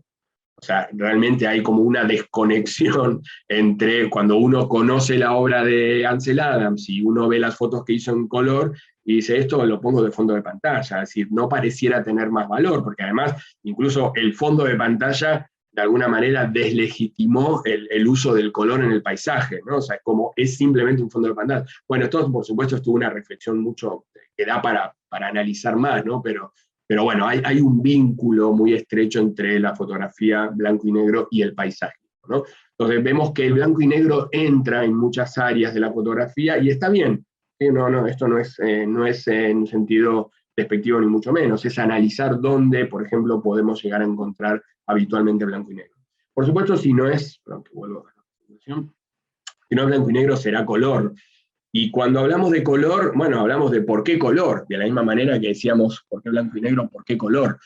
Eh, Porque se necesita en algunos casos el color, porque es imposible pensar determinadas fotos o determinados discursos narrativos sin la utilización del color. Por cierto, hago una pequeña autopromo, también para el evento de OpenDC. Yo la semana que viene, el jueves, no me acuerdo bien qué horario, o sea, lo pueden buscar en la web, que creo que ya Ariel les había copiado, voy a estar dando una charla justamente sobre color. Me voy a centrar exclusivamente en el color y la fotografía, ¿sí? Así que ahí vamos a analizar el color desde la técnica, desde la percepción y demás. Yo, por si a alguien también le interesa ahondar en el color y la fotografía, apúntense, ¿sí? O anótenlo en la agenda y si se pueden conectar, genial. Es el jueves, no me acuerdo bien la hora, pero después lo pueden buscar en la página. Bueno, volviendo entonces, en este caso, jueves de 10 a 12, ya lo tengo agendado. Ay, gracias, Sonia. Genial, por recordarme que era el jueves a las 10, porque no me acordaba. Falta mucho igual todavía. Bueno, volviendo al color, ¿por qué esta foto, en este caso Colectivo Supayes, era un colectivo de fotógrafos documentalistas peruanos? Ya no existe más como colectivo, ahora funciona de forma individual, que hacían distintos reportajes que tenían que ver con la cultura y la tradición peruana y latinoamericana en general. Y en este caso, este es un proyecto que se llama Recuerdo de Agua, acuerdo, de Aguas Dulces, si hay algún peruano me lo puede corregir, es un balneario que está en las afueras de Lima, y esto que estamos viendo es una foto, por supuesto, de todo un proyecto, pero es color, ¿no? Digo, o sea, por más que uno pueda estar empecinado con que la fotografía es en blanco y negro, es muy difícil pensar esta foto, ¿no? Todo lo kitsch, lo saturado que tiene esta imagen, ¿no? Con estos fondos para que la gente se saque fotos, ¿no? Con esos delfines y demás. pensarlo en, pensarlo en blanco y negro es casi como un contrasentido, ¿no? Entonces, es color porque tiene que ser color, ¿sí? Igual que esto, que nada que ver, que esto es un registro completamente distinto. Jueves, ahí puso Ariel, jueves 4 a las 10. Gracias, Ariel. Esto es un trabajo, parte de un trabajo de Tina Barney. Tina Barney es una fotógrafa neoyorquina que entre otras cosas se dedicó a retratar / cuestionar a la alta sociedad neoyorquina. Empezó por la alta sociedad neoyorquina, luego siguió trabajando en Europa también, es el contexto en el cual ella se crió, ¿no? Era como, en un punto podríamos hablar también de Diane Arbus, lo que pasa que con reacciones totalmente distintas en cuanto a cómo entender la fotografía, pero sí las dos fueron extremadamente críticas con el contexto en el cual les tocó nacer y criarse, ¿no? Aunque uno no pueda asociar a Diane Arbus con estas fotos, en la historia de cada una hay un vínculo muy estrecho. Y fíjense el uso del color. O sea, toda la obra la 90 o más por ciento de la obra de Barney es en color, porque es muy difícil desasociar, no sé cómo se dice, disociar, quise decir, disociar lo que te está mostrando con el color como un elemento principal. Fíjense el juego de las texturas, los tres personajes con el mismo estampado, la relación con el verde de las paredes y del tapizado del sillón, ¿no? Es decir, el color está presente en toda la escena, ¿sí? Y por supuesto no puede faltar nuestro compatriota, en este caso argentino, Marcos López, uno de los fotógrafos más for export del panorama argentino, uno de los fotógrafos más internacionales, que empezó sacando fotos en blanco y negro y un día se dio cuenta que Latinoamérica, que era lo que a él le interesaba, de esto hablaremos el jueves que viene, ¿no? Del vínculo entre el color y Latinoamérica, necesitaba ser representada a color y a partir de ahí nunca más dejó de trabajar en color. Y además colores. Este ejemplo de hecho lo vamos a volver a ver, porque es interesante por otros aspectos. Pero el color como gran protagonista, ¿no? El color como color chillón, saturado, ¿no? O sea, es color. Digamos, así como antes era la luz, ahora es color. El cartel de criollitas, el personaje y el color. Es un elemento tan protagonista como el resto, ¿sí? Está el nombre ahí abajo, Marcos López. Está escrito abajo a la derecha, ¿sí? Fotógrafo muy conocido. Bien, con esto completamos, hemos hablado de líneas, de texturas, de volumen, de luz, de color blanco y negro y tal, ¿no? Hemos hablado de los diferentes elementos que constituyen la imagen, ¿no? Es decir, volviendo a la metáfora de la mesa, es decir, describimos platos, cubiertos, o sea, tenedores, cuchillos y etcétera, ¿no? Es decir, describimos los elementos y por qué utilizaremos un tipo de plato u otro, ¿no? En este caso, ¿por qué utilizaremos líneas o potenciaremos texturas o trabajaremos en blanco y negro o en color? ¿Por qué puede ser funcional utilizar un tipo de iluminación o esconder la iluminación, ¿no? Sí, todo este tipo de cosas que funciona un poco la charla como invitación a reflexionar, ¿no? Es decir, a pensar en estos elementos que damos por asumido, si asumimos que están ahí, hay líneas, hay texturas, no los miramos, y está bueno, creo que es interesante que los empecemos a observar, ¿sí? Y a ver cómo podemos sacar partido desde el punto de vista comunicativo, ¿no? Cuando sacamos fotos. ¿Hay alguna pregunta antes de arrancar con este bloque? Yo voy a aprovechar, pero me voy a servir un poquito más de agua, si me permiten. Estoy quedando sin agua. Con tantas horas de clase ya mi garganta no da más. Si alguien tiene alguna pregunta o algún comentario o algo.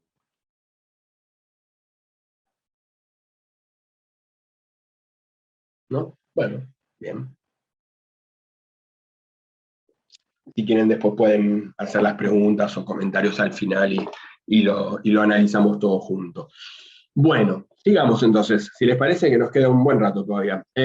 Ahora sí, la segunda parte, que va a ser también larga, vamos a hablar de la organización del espacio compositivo. Es decir, tenemos un montón de elementos, ¿qué hacemos con esos elementos? ¿Sí? ¿Cómo los ordenamos o qué recursos tenemos para poder utilizar esos elementos de una manera pensada, meditada, ¿sí? En términos, por supuesto, como siempre digo, en términos comunicacionales, es decir, para qué estamos queriendo decir algo, ¿sí? Bien, diagonal es uno de los elementos más recurrentes de vuelta, ¿no? Cuando agarramos un manual de composición de imagen, muchas veces nos dicen la S, la diagonal. Bueno, la S yo acá no lo incluí, porque no me parece un elemento para incluir, no me parece como algo en lo personal tirado de los pelos, pero las diagonales sí, porque las diagonales, entre otras cosas, lo que generan es tensión, ¿sí? Ayer hablábamos acerca de lo horizontal, lo vertical y lo cuadrado, ¿no? Y lo que transmitían o las sensaciones que generaban una imagen en un sentido o en otro. Si no es horizontal ni vertical, podríamos decir que es diagonal, ¿no? Es decir, lo diagonal, lo inclinado, va a generar, por sobre todas las cosas, tensión, ¿sí? Pensemos que el ser humano está erguido, descansa de forma horizontal, nuestra percepción del mundo es horizontal, es decir, no hay una naturalidad en lo inclinado. Entonces todo lo que se perciba como inclinado genera tensión, no hay ni una cosa ni la otra. Y esto es algo que llevado al terreno de la fotografía es muy potente. Hermosa imagen de Adriana Lestido, otra fotógrafa argentina, muy conocida y también, bueno, con bastante trascendencia internacional. Este es un trabajo que ella hizo sobre mujeres presas. Fíjense lo que es la diagonal, o sea, cómo está estructurada esta imagen, ¿no? Este brazo que es como un rayo, ¿no? Que va de arriba a abajo, de izquierda a derecha, y cruza por toda la foto, ¿no? Y que arranca acá. Además, en el camino leemos el Andrés te amo, que tiene tatuado en el brazo, y llegamos hasta la cara y la mirada que claramente no te deja tranquilo, ¿no? Es decir, hay como una provocación en esa mirada, ¿no? Es decir, entre la diagonal y la mirada a cámara tan frontal y tan con los ojos abiertos, es una imagen que genera como cierta intimidación, ¿no? Es un uso además muy interesante porque fíjense con la contradiagonal que hace con este brazo, ¿no? El brazo en jarra, que permite hacer como una estructura muy firme, ¿no? Es decir, transmite como mucha seguridad, ¿no? Esa posición, cómo está apoyada, cómo están construidos los brazos, ¿sí? Ejemplos de diagonales hay muchos, un ejemplo que totalmente distinto, estéticamente, ¿no? Pero en este caso un fotógrafo chino, Fan Ho, que hace mucho este tipo de imágenes como muy simples, o con usos de la iluminación muy pensados, muy meditados.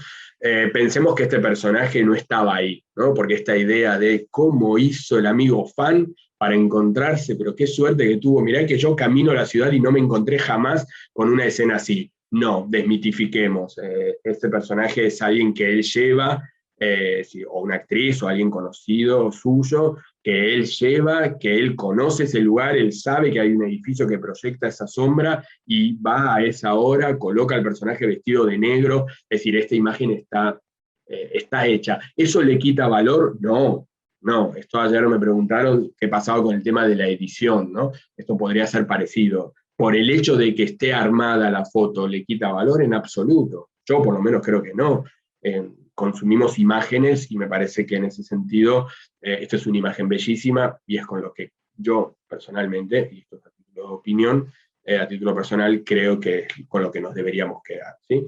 No importa si lo vio o no lo vio, si se lo encontró de casualidad. Michael Kennan, fotógrafo norteamericano, muy dedicado al paisaje y a este tipo de imágenes muy minimalistas, muy simples en cuanto a la cantidad de elementos, complejas a nivel compositivo, porque no son fotos tan fáciles de hacer como parecen.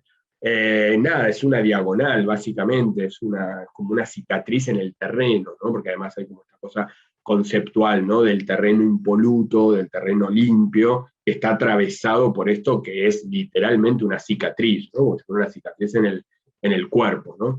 Y además este juego, ¿no? Esta especie de salto que hace, ¿no? posiblemente podría haberla encuadrado de otra manera, ¿no? Pero yo creo que le interesó esto, ¿no? Esta curvita, ¿no?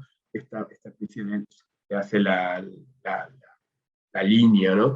Y que genera como una pequeña anomalía dentro de la estructura de la imagen, ¿no? Y que creo que la hace más interesante. Pero básicamente es una diagonal, y esa diagonal genera, por supuesto, mucha tensión. ¿Qué más? Bueno, la utilización de contrastes. Los contrastes forman también un poco como el ABC, digamos, en el diseño, se utiliza mucho también. Cuando uno también aprende diseño, una de las cosas que siempre te enseñan es el contraste, la riqueza del contraste, ¿sí? Los contrastes, igual que las diagonales, generan tensión, ¿no? Generan una cierta atracción, ¿no? La tensión es atractiva, ¿no? Cuando hay tensión en una imagen, hay una cierta atracción, ¿no? Uno como espectador se siente involucrado, ¿no? El drama, de alguna manera, genera tensión y atracción, ¿no? Y eso es lo que puede representarse a veces visualmente a través de los contrastes. Y en fotografía aplica exactamente igual. Los contrastes son elementos, son recursos interesantes. Como por ejemplo esta foto de Cristian Rodríguez, un fotógrafo uruguayo, un trabajo que hizo en circos en Vietnam hace unos años. Y es maravillosa la imagen por la estructura que tiene, ¿no? O sea, de vuelta fíjense cómo la imagen está partida en dos. La mitad de la izquierda está dedicada al domador, la mitad de la derecha al elefante. Y esta relación de peso, ¿no? Es decir, lo archi super pesado que es ese animal, ¿no? Esa masa enorme de un montón de toneladas, en contraste justamente con lo endeble del cuerpo humano, ¿no? O sea, si esto baja mal, lo destroza, ¿no? Entonces, ese contraste entre algo extremadamente pesado y algo extremadamente liviano y pequeño, por supuesto, es lo que genera atención, lo que genera atracción. Sí, bueno, sí, por supuesto, no entramos en el debate acerca de si esto está bien o está mal, por supuesto. Esto es un proyecto que él hizo sobre la vida en los circos en Vietnam. De hecho, lo hizo continuando un proyecto de Marielle Mark, una autora que había trabajado sobre los circos, y él continuó con la siguiente generación de las familias. Bueno, esto es un proyecto de investigación, estuvo mucho tiempo viviendo allá, sin entrar en el debate acerca de si lo que estamos viendo está bien o está mal, ¿no? Dejamos eso para otra ocasión, porque bueno, obviamente es un debate muy complejo. Seguimos con contrastes. Una foto maravillosa de Richard Avedon, el gran Richard Avedon, posiblemente uno de los 5 fotógrafos más trascendentales, como se dice, de la de la historia total de la fotografía. Yo creo que no hay resumen de la historia de la fotografía que no le dedique un capítulo especial, no una mención, un capítulo especial a Richard Avedon, un fotógrafo norteamericano que falleció en 2000 y pico, 2004, creo, 2005, por ahí. Gran retratista, gran fotógrafo de moda, un personaje muy interesante para conocer. Y este que estamos viendo es Marc Chagall, el pintor, creo que era francés, pero no me acuerdo. Bueno, un retrato que le hizo. Generalmente Avedon trabajaba en estudio, este es un retrato que le hace ahí mismo en París, pero utiliza el cielo blanco de la misma manera que utilizaba el fondo blanco en el estudio, ¿no? Y fíjense el juego de contrastes, ¿no? Que tiene esta foto, ¿no? El personaje Chagall gigantesco con este personaje que no sabemos si lo puso ahí o apareció ahí, que aparece de fondo, con la Torre Eiffel más pequeña que él, ¿no? Es decir, el personaje gigante y París pequeñita, ¿no? Bueno, hay toda una serie, digamos, de contrastes, además del oscuro de la ropa con lo claro del cielo, ¿no? Que la hace muy interesante como imagen. O esta otra, del amigo Rodrigo Ramos, que lo vimos, que lo vimos Randy Smith, otro, ahí no entendí, no sé si, no entendí, perdón, Florencia, bueno, sigo. ¿Se acuerdan el de Excorde, el que vimos del boxeo, que hablamos de la doble mirada? Bueno, tiene dentro del mismo proyecto esta foto, que a mí me parece un ejemplo hermoso de contraste, ¿no? Es un ejemplo hermoso para otras cosas también, en este caso lo utilizo como ejemplo de contraste. Primero el contraste horizontal y vertical, ¿no? Es decir, esta T, la letra T que forma, ¿no? Entre la mano y la gasa, cómo se va, la venda que se va deshilachando. Esto es maravilloso. La estructura, ¿no? De los dedos y el deshilatado de la textura. Además, fíjense la textura que hablamos hace un ratito, ¿no? De la gasa, ¿no? Y estos hilitos que se van recortando. Fíjense el blanco contra el negro, ¿no? Es muy violento, ¿no? Blanco, blanco, blanco, negro, negro, ¿no? Eso también genera mucha atención. Pero bueno, hay una serie, o sea, volvemos a lo de las líneas. Las fotos no trata sobre el contraste. O sea, uno desde la docencia lo utiliza como ejemplo de. La foto trata de otra cosa. La foto trata sobre el mundo del museo y sobre la sensibilidad en el mundo del museo, y etcétera, etcétera, pero en este caso apela a recursos gráficos que son interesantes y por eso los analizamos. ¿Sí? Bien, además de contrastes, otros elementos, otros recursos que tenemos para trabajar a la hora de componer una imagen es el de las particiones, ¿sí? el de la fragmentación. Otro elemento recurrente, ¿sí? en el aprendizaje de la composición fotográfica. Particionar como una forma de generar diferentes lecturas dentro de la misma imagen. Por ejemplo, tenemos un ejemplo para que se entienda mejor. Carlos Bosch, pueden seguirnos en Instagram para enterarse todos los sueldos, ¿verdad? Ariel. Sí, después les voy a pasar, ya que mencionó la palabra Instagram, después si quieren les paso mi perfil, si les interesa, por supuesto no es obligatorio, ni mucho menos, pero por si les interesa después les paso mi perfil, que es mi nombre en realidad, así que después en todo caso al terminar se los anoto.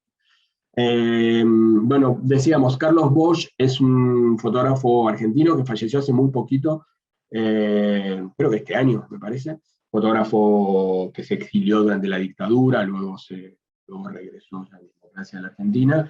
Este es un trabajo que hizo en un centro como de internación de personas con distintos tipos de discapacidades mentales y demás, de personas mayores, ¿no? Es un trabajo muy, muy duro, muy crudo, desde el punto de vista de la historia. Fíjense de vuelta la apelación al blanco y negro y entre el vínculo entre el blanco y negro y el documentalismo, ¿no? Del que hablábamos antes.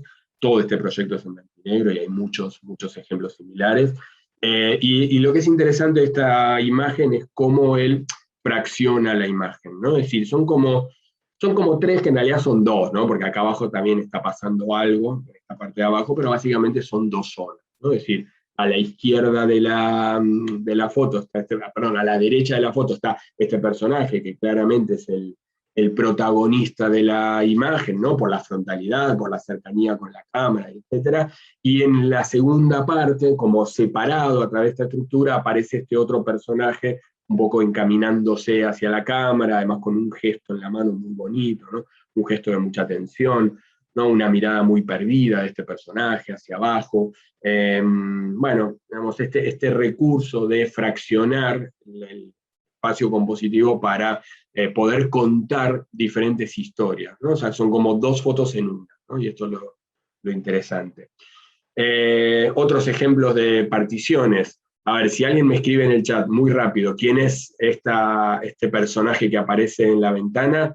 Bueno, la foto es de Grete Stern, la fotógrafa alemana, argentina, germano-argentina. Ella nació en Alemania, fue sí, correcto, María Elena Walsh, muy bien, Roberto. María Elena Walsh, jovencita, fotografiada, creo que esto es en la casa de Stern, en Villa Sarmiento, en la zona oeste del Gran Buenos Aires, donde vivía ella. Ella fue la pareja de Horacio, la esposa de Stern, fue la pareja de Horacio Coppola, un fotógrafo también muy importante, y bueno, se vinieron para acá, se conocieron en la Bauhaus, estudiando en la Bauhaus en la década del 30, y cuando subió el nacionalsocialismo se vinieron para Argentina y ella ya hizo toda su carrera acá. Bueno, esta es una foto, como bien decía ahí Norberto, de María Elena Walsh, donde es hermosísimo, digamos, el ejemplo de composición a través del fraccionamiento, ¿no? De la imagen o el fraccionamiento del plano. Fíjense cómo son múltiples imágenes en una sola imagen.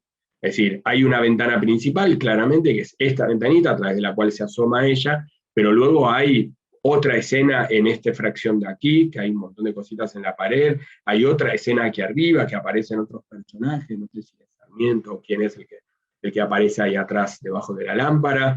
Está todo este marco, que funciona también como un marco del propio marco, ¿no? Es decir, la foto en sí ya es como un enmarcado, y esto funciona como un marco de toda la ventana, que a su vez está enmarcada por estos elementos, por estas líneas, ¿no? Fíjense el uso de las estructuras lineales, fíjense el uso de la textura, de la que hablábamos hace un rato, ¿no? Bueno, hay como muchas cosas que no son el sentido de la foto, vuelvo a repetir esta idea, pero que de alguna manera contribuyen a generar una atracción en la imagen, ¿no? Por supuesto, la foto trata acerca de ella, de María Elena Walsh, ella es la protagonista. Todo lo demás son elementos que ayudan desde el punto de vista visual, compositivo, a darle más sentido a la imagen. ¿Sí? Bien, más elementos o más recursos. La utilización de las simetrías asimétricas. ¿Por qué la bueno, por supuesto, un juego de palabras entre simetría y asimetría. Las simetrías perfectas, en general, lo voy a decir de una manera muy poco académica, son aburridas. No es muy académico el término, pero es para que se entienda bien la idea. La perfección de las formas, cuando algo es extremadamente simétrico, extremadamente matemático y controlado, tiende a generar un cierto rechazo, ¿no? Es decir, hay un punto de confrontación con la perfección que hace que cuando algo es totalmente perfecto, nos genere rechazo. Pensemos, digamos, un ejemplo que por ahí, no sé si es bueno, pero nos sirve para entender la idea. Las canciones de amor hablan del desamor, no del amor. En general, las canciones que hablan de cuando el amor está todo bien, en general suelen ser aburridas y suelen generar menos interés en el público, ¿no? La inmensa mayoría de las canciones de amor o de las poesías tienden a hablar de la pérdida, del drama, ¿no? Y esto creo que tiene que ver con lo mismo, ¿no? Es decir, algo que es totalmente perfecto, matemático, que todo está en su lugar exacto, genera cierto rechazo, genera poca empatía en el espectador. Es como algo que no me atrae. Ahora, cuando hay algún tipo de elemento que rompe la simetría, que rompe esa perfección, que rompe esa historia de amor, por seguir con la metáfora de recién, se vuelve más interesante la fotografía. Por eso hablamos de simetrías asimétricas. Esta foto es nuevamente del amigo Kena, el de la cicatriz en el suelo nevado. Ven que le gusta el paisaje nevado, que veíamos hace un ratito, como ejemplo de diagonal. Y este es un ejemplo maravilloso de simetrías asimétricas. Porque además, por el tipo de fotografía que hace Kena, son imágenes muy pensadas, extremadamente pensadas, muy meditadas. Es decir, él va ahí y no va con la prisa de la ciudad a sacar fotos rápido porque se me va el vuelo y tengo que sacar 800 fotos en 12 horas. Es decir, él va y se toma su tiempo de hecho utilizan cámaras de película, ¿no? O sea, va como a vivir toda la ceremonia de la producción de la imagen. Entonces, dicho esto, uno se pregunta, ¿no se le ocurrió moverse un poco más adelante y quitar este arbolito? Digo, ¿no hubiera sido un buen recurso teniendo esta simetría hermosa que él tiene acá con los arbolitos? Bueno, evidentemente, en toda esa pausa que él tiene para sacar sus fotos, decidió que el arbolito tenía que entrar. Porque el arbolito lo que aporta justamente es la ruptura. Es una simetría casi perfecta, si vemos este juego que hay de la mitad para abajo de la foto, que él decide romper al agregar ese elemento. Se va hacia atrás, lo incorpora, establece ya un juego de contrastes, una diagonal entre este elemento y este lado de aquí, y sobre todo lo que hace es romper la simetría. ¿Sí? Es decir, genera la anomalía, la alteración, que hace que, por supuesto, la foto se vuelva más atractiva. ¿Sí? Volviendo un poco a lo que hablábamos. Más ejemplos de simetrías asimétricas, un proyecto completamente distinto, Alexander Apóstol, un fotógrafo venezolano, y un trabajo que hizo sobre barrios de emergencia, o bueno, que aquí llamaríamos villas o favelas en Brasil, en este caso en Caracas. Es un proyecto muy conceptual, ¿no? De personajes sosteniendo esta fuente, una construcción teórica acerca de lo que representan las fuentes y demás. Más allá, digamos, de lo que hay detrás del proyecto, me interesa mucho como ejemplo de simetrías asimétricas, ¿no? O sea, él está exactamente en el medio, ahí está, me tiré el mouse. Las manos están perfectamente simétricas, la fuente, ¿no? La fuente con el chorrito de agua que cae para un lado, no cae exactamente en el medio. Esto es simétrico, los techos, en las paredes, el suelo, todo es simétrico. Pero hay elementos que forman parte del entorno que rompen esa simetría. El cable que sale de acá a la derecha, la mancha en la pared, los propios colores. Entonces son pequeños elementos que no le quitan el sentido de simetría, pero que lo alteran. Y en esa alteración se vuelve más interesante la imagen. ¿Sí? Creo que tengo otro ejemplo más de simetrías asimétricas. Robert Mapplethorpe, fotógrafo norteamericano, muy, muy conocido, falleció muy joven, allá por los 80, que trabajó muchísimo con el cuerpo, con el desnudo, tanto masculino como femenino. De hecho, casi trabajó más el desnudo masculino que el femenino, y trabajó mucho con flores también. Dos elementos, bioelementos, entiéndase el comentario, ¿no? El cuerpo humano y las flores como dos recursos, podríamos decir, muy utilizados por muchos autores. ¿Sí? Hubo muchos fotógrafos y fotógrafas que trabajaron con el desnudo y con las flores al mismo tiempo. Y en este caso, fíjense que es hermosísimo, bueno, la imagen en sí, muchas de sus fotos van en esta línea de armonía visual, plena, sublime. Todo es simétrico, el cuerpo es simétrico, el juego con los brazos, la posición de los pies, es todo absolutamente simétrico, excepto el tono de la piel. Fíjense cómo los dos personajes masculinos tienen una piel mucho más clara, otra piel mucho más oscura y un punto intermedio en el cuerpo central, ¿no? Entonces, este juego que hace en la variación de la tonalidad de la piel es lo que le permite generar como esa pequeña ruptura. Todo lo demás es matemático. De hecho, muchas de sus fotos son muy matemáticas, pero siempre está esta idea de hay un elemento que rompe con esa matemática, ¿no? Rompe con esa perfección. ¿Sí? Y eso es lo interesante de muchos de estos ejemplos. ¿Sí? ¿Vamos bien? A ver, alguien me tira un bien, así. ¿Cuánta gente tenemos? 47 personas, se fue sumando más gente. Bueno, bienvenidos, bienvenidas quienes se fueron sumando durante la charla.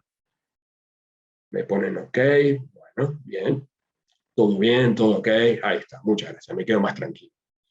Vamos genial, bien, me gusta el entusiasmo. Bueno, vamos a seguir, ya que vamos genial, vamos a seguir. Vamos a seguir incorporando elementos, así nos quedan unos minutos al final para charlar, bueno, ustedes también puedan hacer comentarios. Gracias, todo bien, me dicen por ahí, genial. Bien, repetición de elementos. Otro tip dentro del mundo de la composición. ¿Qué genera la repetición? Bueno, genera, como cualquier cosa que es repetida, genera esta idea de la insistencia, ¿no? O sea, del colocar algo muchas veces delante de uno o repetir algo con las palabras muchas veces para que eso cale, ¿no? Por un lado genera eso, pero por otro lado también genera texturas, ¿sí? Cuando algo es repetido, deja de verse como un elemento individual y empieza a verse como parte de un patrón de repeticiones. Entonces siempre hay que tener cuidado. De hecho, esto es algo que Gursky, ayer vimos varios ejemplos de Andreas Gursky, alemán, es algo que él sabe muy bien. De hecho, utiliza la repetición para hablar de la enajenación del ser humano. No estoy delirando, es decir, investiguen, los invito realmente a investigar la obra de Andreas Gursky, porque es un personaje muy interesante, y una de las cosas que a él le interesa es, digamos, toda esta cosa enajenada del ser humano, de que hay muchas personas, somos muchas personas en todos lados, ¿no? Entonces, de hecho, muchas de estas fotos las manipula digitalmente para que haya todavía más personas. ¿no? Tiene toda una serie sobre distintas bolsas, la bolsa de comercio me refiero, ¿no? La bolsa de comercio en diferentes países, siempre con planos casi aéreos, acá desde mucha altura, con muchas personas repetidas, ¿no? Utiliza la repetición como una cuestión crítica hacia el ser humano, ¿no? O sea, esto de para qué componemos una imagen, ¿no? Esto es un poco lo que empezamos hablando hoy, ¿no?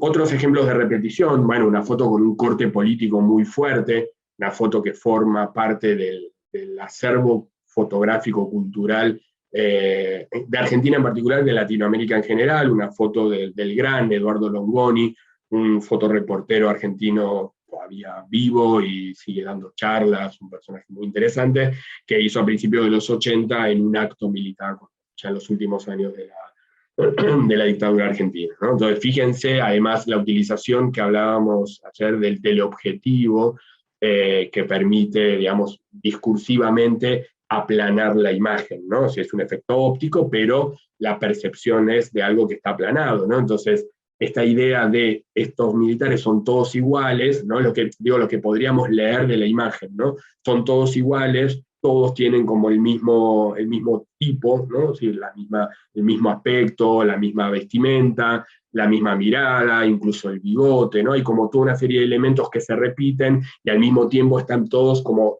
ópticamente aplastados en un espacio muy chico, ¿no? Pero bueno, todo esto genera toda una lectura política de la imagen que, por supuesto, Longoni sabía, ¿no?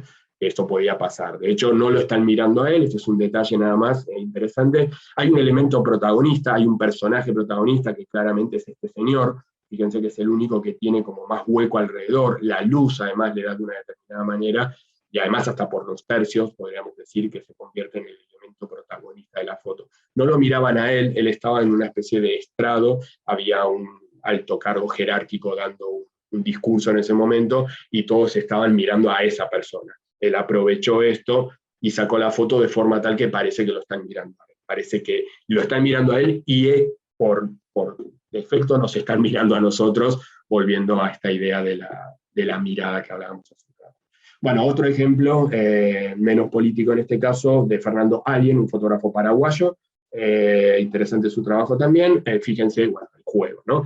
Tiene esta sandía, sandía, sandía, sandía, sandía, y entre tanta sandía hay dos cosas que destacan. Uno, la sandía cortada, por formas y por color, y dos, el vendedor de sandía, ¿no? Es decir, entre tanta repetición, estos son los dos elementos, y además casi que parece que la sandía lo mira a él, y hacen un juego entre estos dos elementos. Después están las formas geométricas, ¿no? Los triángulos, ¿no? Hay como otros elementos interesantes dentro de esto.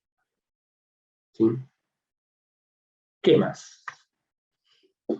Ritmo. A ver, hablar ritmo en una imagen estática a veces es complicado,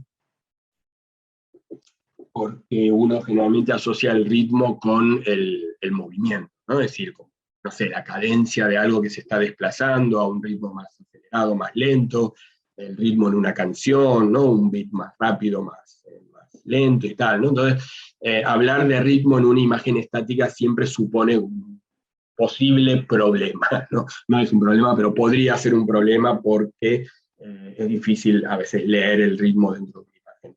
Pero a mí me interesa como invitarlos a pensar en el ritmo que puede haber dentro de una imagen. ¿Salimos a la calle a sacar fotos que tengan ritmo? No lo sé, yo creo que no, yo creo que salimos a sacar fotos de cosas que nos interesan, que nos atraen, que nos movilizan de alguna manera o que nos gustan, y de repente nos podemos encontrar con una foto que tenga un cierto ritmo dentro de la imagen. ¿A qué me refiero? Bueno, Francisco Matarrosas, fotógrafo mexicano.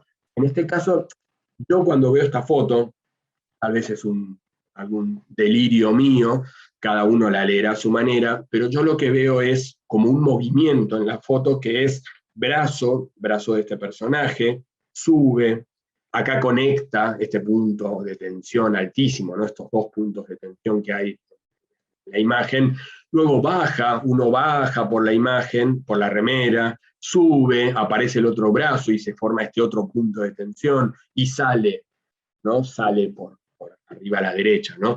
Y hay como una especie de movimiento constante dentro de la imagen, ¿no? Es decir, salimos, entramos por acá, bajamos, subimos, nos encontramos, nos vamos, y volvemos a aparecer, ¿no? O sea, la cosa de estar como moviéndose la foto, ¿no? Como si en algún punto la imagen tuviera un movimiento interno, un ritmo, ¿sí? Vuelvo a repetir, no es algo que uno busque, ¿no? Acá la foto no trata acerca del ritmo, como tampoco acerca de las líneas, yendo como a lo primero que empezamos a hablar hoy. La foto, en todo caso, trata sobre, bueno, en este caso es una historia que hay detrás, que no tiene absolutamente nada que ver con el movimiento este que nosotros le estamos encontrando, pero lo encontramos. Y eso es interesante, ¿no? O sea, vemos que hay una estructura de elementos dentro de la imagen que generan como una cadencia, un movimiento interno que hacen que uno tenga esa sensación de ritmo, ¿sí? Es interesante cuando se da. No hay tantas fotos que uno pueda leerlas en esta línea. Otro ejemplo muy conocido de André Carté, fotógrafo, ¿no? Húngaro creo que era, luego radicado en Francia, que incluso tiene una historia con Argentina porque un hermano de Carté se vino a vivir a Argentina y sus sobrinas, todos viven actualmente acá en Argentina. Y esta foto se llama La pipa y los anteojos de Piet Mondrian. Piet Mondrian, pintor, lo ubican, el de las líneas negras y los cuadrados, los planos de colores primarios, rojo, azul, amarillo y tal. Bueno, ese es Piet Mondrian, y esto efectivamente es La pipa y los anteojos de Piet Mondrian, ¿no? Fotografiados en París. Y fíjense lo mismo que hablábamos con la foto de Matarrosas, ¿no? Fíjense el movimiento que hay. No hay movimiento como tal, pero hay una sensación de movimiento, ¿sí? Por esto hablábamos de la dificultad de ver movimiento en una imagen estática. Pero hay como una sensación de rotación, ¿no? Como si uno pudiera ir recorriendo patilla, anteojo, patilla, pipa, de vuelta anteojo, ¿no? Y todo gira alrededor de este punto como central de la imagen. Y hay como una cosa rotativa, ¿no? Como si fuera un efecto óptico que la foto se está moviendo todo el tiempo, ¿sí? Esto es un poco a lo que me refiero cuando hablo de ritmo, ¿sí? Algo difícil de buscar y que en todo caso uno se lo puede encontrar, pero que es interesante poder analizarlo en las imágenes. ¿Qué más? El recorrido de lectura. No me queda tanto, me quedan creo que me quedan y 2 ítems más. Así que son 35, estamos bien. El recorrido de lectura. Perdón, ¿alguien quiere preguntar algo? ¿Algún comentario? De encarar la última parte.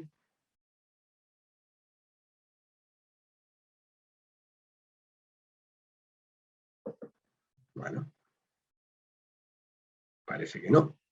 A la 1, a las 2. Ahí la repetición genera ritmo. Ahí justo estábamos por cerrar la venta, apareció la pregunta. ¿La repetición genera ritmo? Sí, absolutamente. La repetición genera patrones, y esos patrones, si lo pensamos en términos musicales, generan un determinado ritmo. ¿Sí? Si vemos cualquiera de los ejemplos que vimos de repetición, vemos que hay un ritmo, hay como una especie de movimiento dentro de la foto. Sí, de hecho está bien la pregunta porque es una asociación bastante natural, ¿no? Es decir, en la repetición generamos movimiento y en el movimiento generamos una cadencia. ¿Sí? Estoy de acuerdo. Bien, bueno, veamos, guarden si quieren las preguntas y ahora en el último ratito también voy charlando sobre las dudas que tengan. Bueno, recorrido de lectura. A ver, las fotos se leen, eso está claro. Yo creo que a esta altura todos sabemos que una foto la leemos como si fuera un texto. Es un elemento discursivo, es un elemento que genera significados y por lo tanto tendemos a verlo en términos de comunicación. Es decir, algo nos cuenta y la leemos como si fuera una página que tenemos que decodificar como espectadores. ¿Cómo se lee? Bueno, por supuesto va a depender de la foto.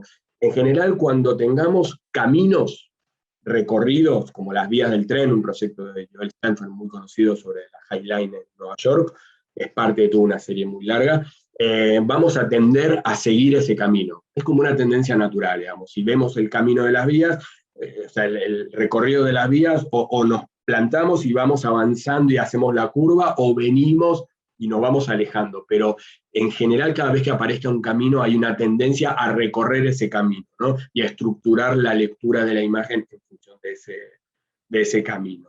Claro que no siempre hay caminos y a veces tenemos que construir lecturas o recorridos de la imagen que son más subjetivos. Volvimos a Adriana Lestido, la del trabajo sobre las mujeres presas, en este caso es sobre madres adolescentes, bueno, hay toda una temática social en su trabajo, y lo interesante de esta foto es que, ahora no lo pregunto, pero digamos de haberla visto en otras clases, casi siempre la lectura que solemos hacer, el recorrido, es arrancando más o menos por acá arriba, además tendemos a ir arriba a la izquierda, por lo menos a nivel occidental, por la forma de escritura, ¿no? En general vamos arriba a la izquierda a ver si hay algo desde dónde empezar, si no buscamos por otro lado, y en general, digamos, este recorrido es un poco el que todo el mundo te dice que hace, ¿no? Con esta foto. Bajar por acá, por la cortina, esta línea, esta diagonal, genera mucha tensión, te lleva a la foto del bebé, y del bebé la mirada te devuelve a la madre, ¿no? Envuelta en esa cortina. Una imagen bellísima, y además, bueno, tiene toda una carga emotiva muy, muy alta, y creo que también es interesante, ¿no?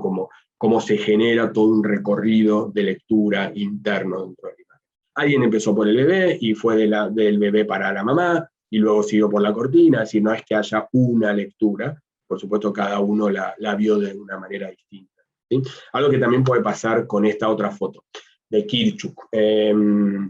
Kirchuk es un fotógrafo argentino, hizo un trabajo, creo que ayer habíamos visto alguna foto de él, es un fotógrafo que hizo un proyecto sobre los abuelos, en realidad sobre, bueno, el abuelo cuidando, que era médico, cuidando a la abuela, su enfermedad, y fíjense de vuelta, ¿no? Un poco parecido a la foto del estilo que veíamos recién, ¿no? Fíjense cómo hay todo un recorrido interno en la imagen. ¿Dónde empezó cada uno? No lo sé. O sea, yo posiblemente empiezo por los ojos de ella, que me llevan automáticamente a los ojos de él, esta línea brutal de tensión, y además en diagonal, no es ni en horizontal, ni los ojos de la señora mencionan por ahí, claro, o sea, este punto de luz que genera mucha atracción visualmente y que te lleva a los ojos de él cerrados, ¿no? Entonces, esta diagonal tácita, porque no está en la imagen, pero está presente, tiene muchísima atención. Y luego uno sigue el recorrido, sigue por los brazos y viene a la comida que le está dando, ¿no? Y vuelve a empezar, ¿no? Hay toda una lectura circular dentro de la imagen. Alguien empezó por la comida, alguien empezó por el abuelo. Bueno, por supuesto no hay, insisto, no hay una forma de leerla. Lo que hay en todo caso es un recorrido interno que entremos por un lado o entremos por el otro, casi con seguridad lo vamos a terminar haciendo, ¿no? Y esto es lo interesante. Bien. Bueno, los tercios.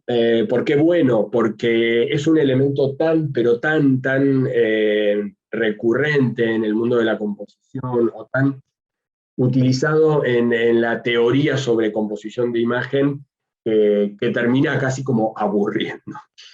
No es que esté mal. Básicamente la ley de los tercios lo que dice, voy a poner un ejemplo, es que si dividimos una imagen en tres, ven las líneas rojas, volvemos a Verónica Fieiras, que vimos el ejemplo de tiradas hace un rato, si partimos la imagen en tres, ven 1, 2, 3, 1, 2, 3, estos puntos de tensión, estos puntos de encuentro generan tensión, eso quise decir, ¿no? Estos puntos donde los tercios se encuentran genera una tensión mayor que otras zonas de la imagen. Y por supuesto colocar elementos sobre los tercios, no solamente en estos puntos, ¿no? Sino, por ejemplo, un personaje parado sobre esta línea y demás, generan mayor tensión.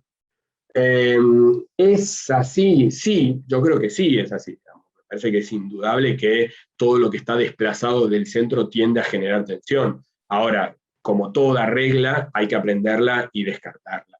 Descartarla porque si todas las fotos las haríamos con los tercios, créanme, la fotografía sería aburridísima. Entonces, está bien saber que existe la regla de los tercios, luego olvidarse y hacer fotos. Podemos centrar a un personaje y tener una foto maravillosa, podemos cortarlo en un borde y tener una foto maravillosa, es decir, podemos tener fotos muy buenas sin necesidad de apelar siempre al recurso de los tercios. Lo conocemos y a partir de ahí lo podemos dejar de lado si consideramos es necesario, ¿sí? Por supuesto que Verónica nos saca la foto como ejercicio de los tercios, pero bueno, coloca a la niña aquí, la imagen es bellísima, y es un buen ejemplo de la utilización de esta. El único, porque no le quiero dedicar más a esto. También es un poco aburrido tener a protagonista siempre en el centro. Ambas, es que todo lo que se repita siempre va a ser aburrido, siempre en el centro, siempre en un tercio. Si yo creo que la clave por ahí está en la variación, dependiendo del proyecto y dependiendo de lo que uno quiera comunicar. A veces queremos comunicar algo aburrido. Si queremos transmitir algo aburrido, utilizaremos recursos que transmitan aburrimiento, ¿no? Y está bien, ¿no? Volvemos a la intencionalidad narrativa, discursiva de la fotografía. Bueno, completo. Grupos de 3. Grupos de 3 se refiere a una regla no escrita que dice que cuando hay 3 en lugar de 2 o de 4, la imagen puede ser más interesante. Volvemos a lo del tercio. ¿Es necesario que sea siempre así? No, en absoluto, pero es algo que muchos autores y autoras han utilizado a lo largo de la historia de la fotografía, que tiene que ver con el número impar y que tiene que ver también con cuestiones mucho más filosóficas, como lo que representa el 3, por supuesto la Santísima Trinidad, y todo desde la Cábala y de todos los estudios que se hacen de determinados números, como el 3, el 5, el 7, pensemos en Borges y pensemos en toda la cuestión mística alrededor de los números impares, ¿no? El 1, por supuesto, ¿no? Entonces creo que tiene que ver con cosas más profundas que hacen que a veces lo impar sea más atractivo que lo par. Por supuesto, depende del contexto y de la foto. Ejemplos de grupos de 3, acá tenemos a Iturbide, la fotógrafa mexicana, acá tenemos a Mona Kuhn, un trabajo sobre una nudista en Francia. Acá tenemos a una foto clásica de August Sander, alemán, Los 3 campesinos. Acá tenemos otra foto de Carlos Bosch, el de la foto partida que veíamos hace un ratito, y podríamos seguir dando unos cuantos ejemplos de utilización de 3 elementos dentro de la imagen, ¿sí? Bien, son -4, estamos bien. Me quiero dejar 10 minutitos para charlar un poco al final. Último ítem de la presentación, y uno que no es por ahí tan simple, ¿no? Ni de explicar y a veces ni de entender. Esta idea del equilibrio visual, ¿no? Otro concepto que se utiliza mucho en todos los ámbitos de la imagen, tanto fotografía como cine, como diseño gráfico, bueno, por supuesto pintura, collage. Es decir, la idea del equilibrio en los elementos que componen una imagen. Vamos a ver una serie de ejemplos y vamos a charlar un poco acerca de qué es este concepto del equilibrio. Porque es interesante poder observarlo. Volvemos a lo que vengo diciendo desde que empezamos. Tal vez no lo salimos a buscar, como busco una foto que tenga un equilibrio visual. Es algo que incorporamos de forma natural, es decir, tendemos a buscar el equilibrio. El ser humano tiende a buscar el equilibrio en muchos aspectos de la vida, y tendemos a buscar el equilibrio en el aspecto visual también. Veamos algunos ejemplos para que se entienda mejor. Otra foto muy conocida, de nuevo del amigo Richard Avedon, que aparecía con la foto de Marc Chagall en París hace un ratito. Este es Mikhail Baryshnikov, bailarín ruso. Ella es una coreógrafa norteamericana, no me acuerdo el nombre ahora, tal vez alguien lo sabe, no importa, es anecdótico. También es anecdótico quién es él, simplemente es como dato de color. Lo interesante de esta foto es el elemento que hace que la imagen se mantenga estable. Les propongo un pequeño juego, total, nadie los ve, la cámara está apagada, a mí sí me ven. Tapen con el dedo, cierren un ojo y tapen el sombrero de la derecha, ¿sí? El sombrero que él tiene en la mano. Yo voy a tomar. Bueno, esto, ¿qué le pasa a la foto? A ver si alguien me lo escribe. Si yo tapo ese elemento, si hacemos de cuenta que el sombrero no está, ¿qué sucede con la foto? ¿Qué sensación nos da? A ver si alguien me lo escribe.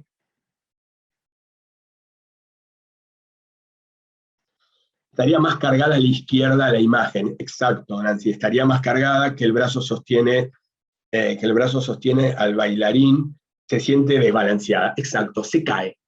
podríamos resumir, es correcto, claro, se inclina a la izquierda, exacto. Se cae. Cuando yo tapo ese elemento, ese peso de ese elemento, digamos, este personaje volando, queda desbalanceado y se nos cae. Entonces, lo que termina pasando en esta imagen es que funciona en un equilibrio permanente, ¿sí? O sea, si uno, de hecho, fíjense la diagonal, medias, pelo, sombrero, fíjense esta diagonal que funciona un poco como contrapunto de esta otra diagonal. Hay una diagonal muy marcada entre mano, cara a cara, y hay otra diagonal entre medias, cara y sombrero, ¿no? Entonces, esa cruz hace que la imagen se mantenga más estable. Y este elemento es el que de alguna manera balancea. Si sacáramos este elemento, la foto se nos caería, ¿no? Esta idea de que se nos cae tiene que ver justamente con esto del equilibrio visual, algo que Avedon supo siempre. Avedon, grandes componedores de imagen, o compositores, no sé cómo se dice, fotógrafos, fotógrafas que supieron muy bien cómo organizar el espacio y jugar sutilmente con este tipo de cosas, ¿sí?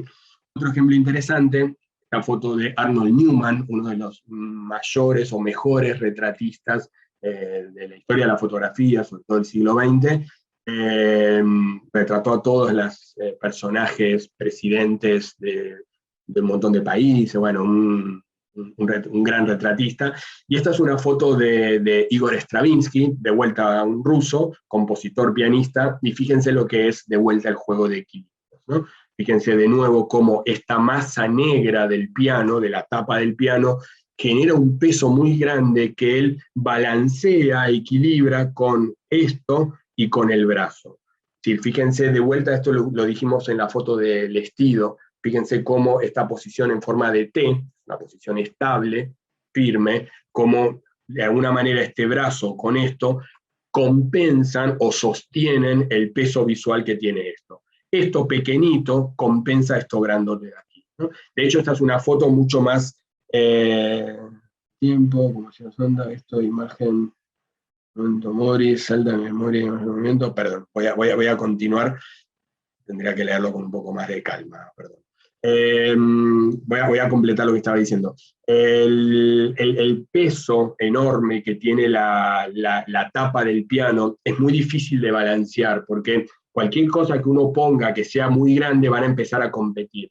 Entonces lo que hace de una manera muy inteligente Newman en esta foto es colocar un elemento muy pequeñito. Ese elemento pequeñito le permite compensar ese elemento muy grande. Por supuesto hay un trabajo de contraste muy interesante.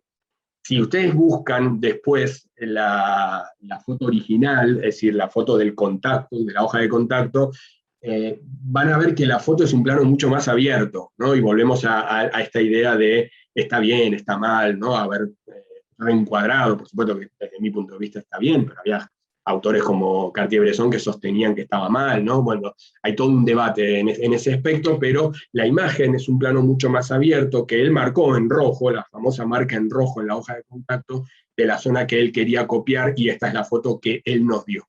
Es decir, la foto que él le dio al mundo es este encuadre cerrado donde él corta, el piano continuaba en la foto original y demás, ¿sí? Trabajo de encuadre también, encuadre y reencuadre, sí. Bien, y completo la última foto, que es para mí una de las más hermosas de toda esta presentación, una foto de Martín Chambi, fotógrafo peruano, muy conocido, sobre todo fines del siglo XIX, principios del siglo XX, fotógrafo costumbrista de las tradiciones, de la cultura peruana, y miren el juego de equilibrios que hay en esta foto. Tal vez uno lo primero que ve es a los personajes, a estos 5 muchachos que se pasaron de tomar un poquito de cerveza.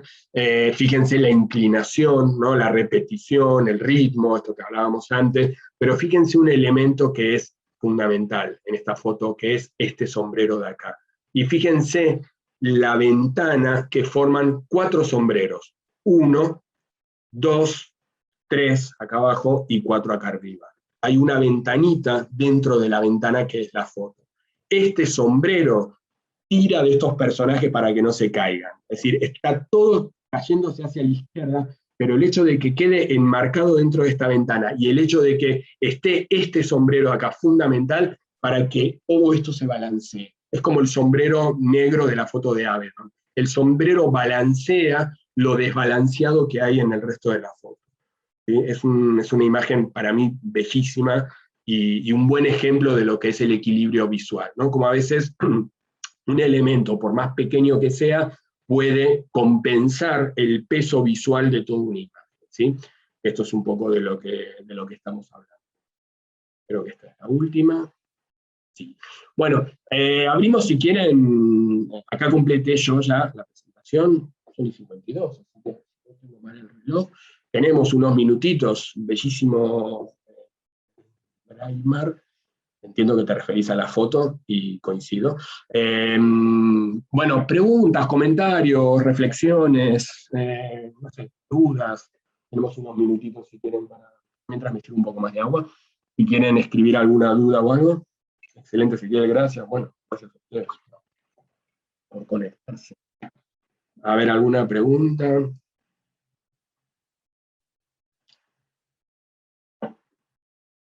Yo mientras, si quieren, les escribo mi perfil. Igual es mi nombre. Es fácil. Bueno, no es fácil mi nombre, es fácil acordarse. Es complicado mi apellido, lo tengo que revisar cada vez que lo escribo. Ezequiel Bluestein. Ahí está. Este es mi perfil de Instagram, por si quieren mirar. ¿Alguna pregunta? ¿Alguna duda? ¿Alguien para comentar algo?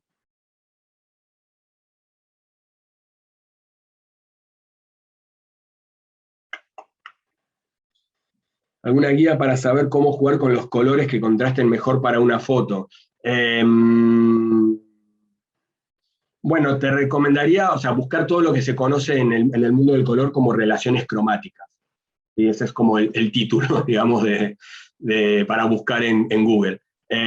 Todo lo que son relaciones cromáticas que tienen que ver con la interpretación del círculo de Newton y cómo se vinculan los colores entre sí. De esto hablamos la próxima, el jueves.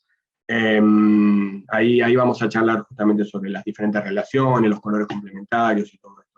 Creo que desde ese lugar podés indagar un poco. Algún referente de fotografía de arquitectura, y gracias, me encantó la charla, pero creo que había algo más que material teórico para estudio.